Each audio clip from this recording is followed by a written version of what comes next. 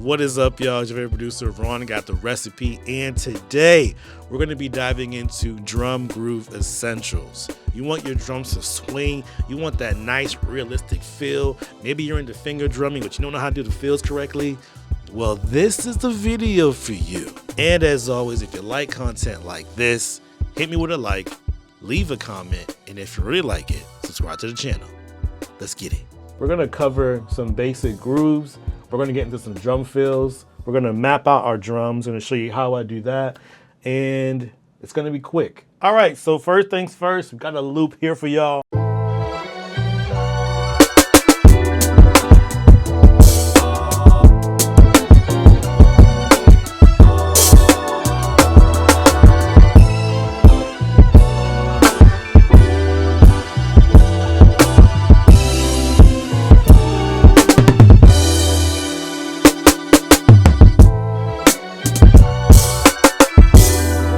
All right, so let's get into one, what am I using? Two, how am I making it work for me on the MIDI keyboard? And three, let's get into some drum grooves that you should know when creating soul, R&B, hip hop, neo soul, boom bap, all of that. First things first, my drums of choice are Addictive Drums 2. I'm actually using a drum preset that I got from CHIOMETRY. I'll leave their link below if you want this preset. Super dope company. They make presets just for Addictive Drums 2. You need to have the plugin in order to use the preset. And if you want to save some cash on the plugin, I got you with a link in the description. So first things first, with a sample like this, I would like to introduce toms, crashes, fills. It needs to feel retro. It needs to feel 70s. It needs to feel like Jay Dilla. You know what I'm saying? So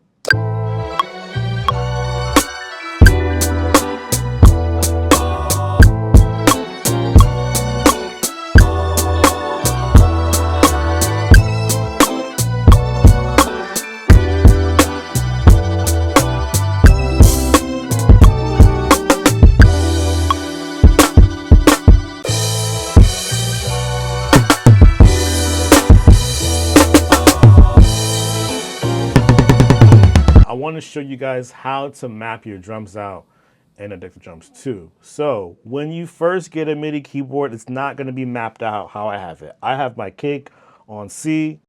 I like to have mine in the middle, so I'll bring it down to C1. Your snare will usually land on D, E flat, or E.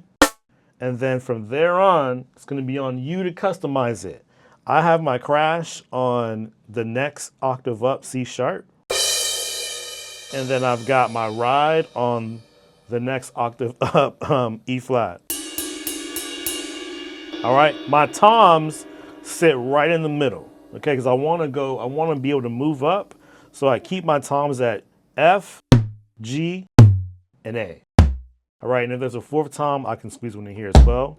But those are my four toms right there. Second after that, I will keep my hi-hats up top here. So the black notes right on top of my toms are going to be my hi-hats. So hi-hat closed, hi-hat open, second hi-hat.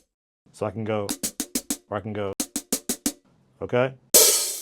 There you have it. I prefer this setup because everything is right here in like one octave.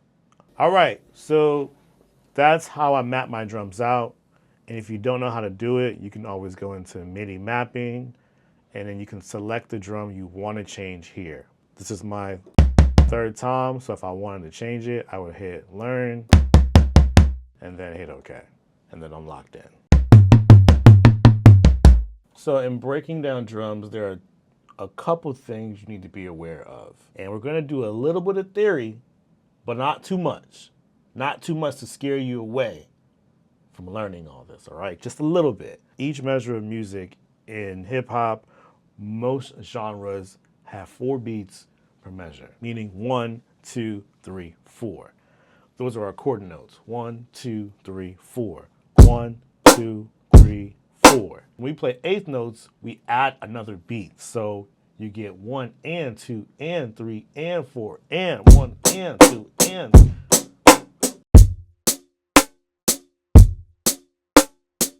When you play 6th notes, 16th notes, you do that double. So instead of doing it twice, you do it 4 times.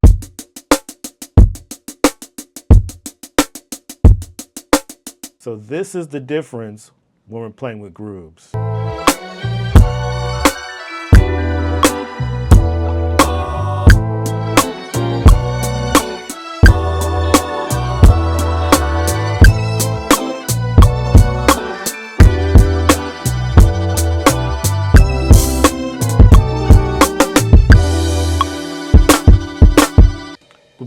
Blackum. A flam is 1 beat. That's it. But we have something called a grace note. And a grace note is a very small note played right before the flam. So we're going.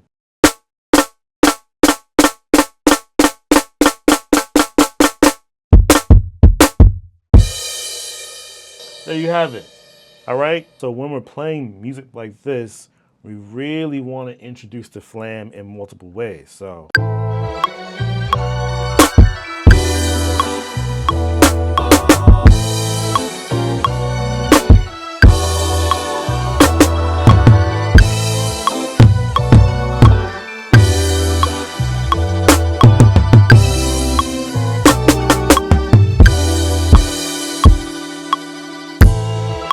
Right?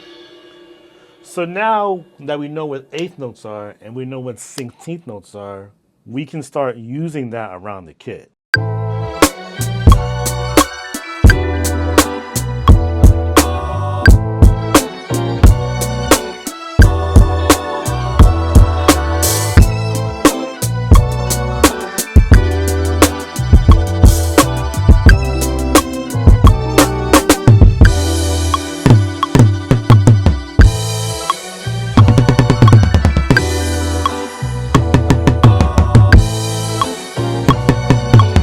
Also have triplets. We've got triplets, we've got 30-second notes. So triplets are slower, they're like in between 8th notes and 16th notes. They're right in the middle. So instead of playing 1 and 2 and for our 8th notes, or I'm playing 1 and 2 and for our 16th notes, we're going to be playing triplet. So it's 3 beats right in between those. So.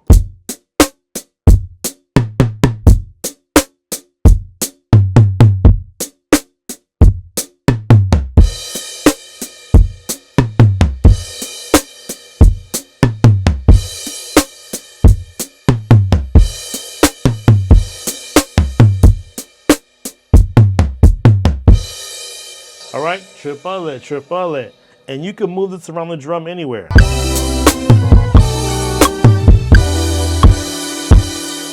All right, so let's record something. Let's do some flams, let's do some triplets, let's do some 8th notes, some 16th notes. Let's play around the groove. Here we go.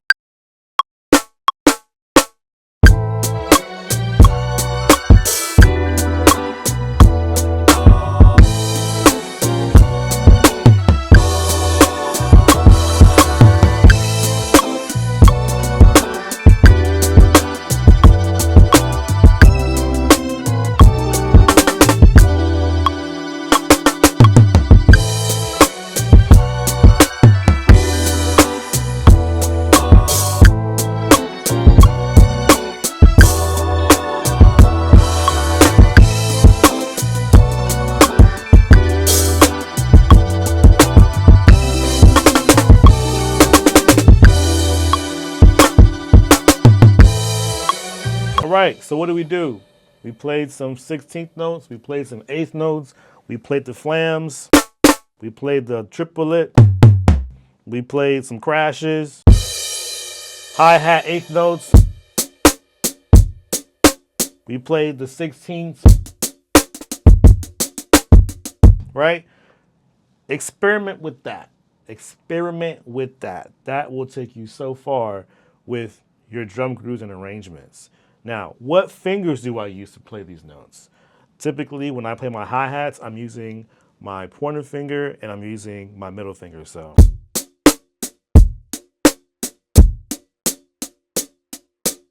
Now, if I want to do the open hat, I might use my ring finger.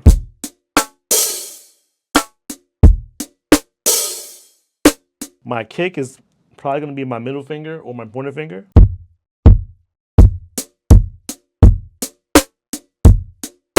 So I can just really just use these three: kick, snare, and hi-hat, and open hat, and kind of get away with everything if I'm just sticking to the basic groove.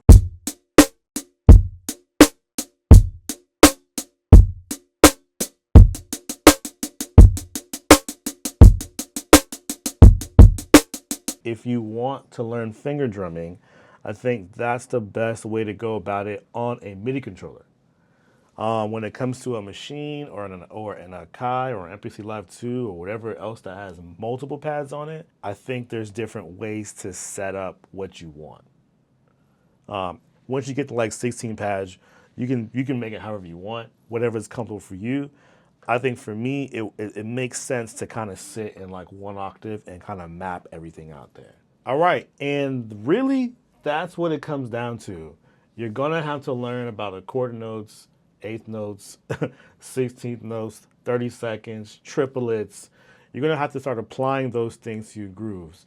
Not only is it about just mastering like one basic drum groove, but it's also about knowing how to apply those beats to the groove. The possibilities are endless. It's really down to how much time you invest in yourself, how much you practice, and how willing are you to actually apply these essentials to your music. I believe in you. You can do this. You got it. All right, y'all, that's our time. Hope you enjoyed this video, and I hope you learned something. If you liked content like this, hit me with a like, leave a comment, and tell a friend about the channel, man. Spread the word. If you haven't seen my video on how to make a funk beat, I'll leave it in the description below. I'll see you on the next one. Peace.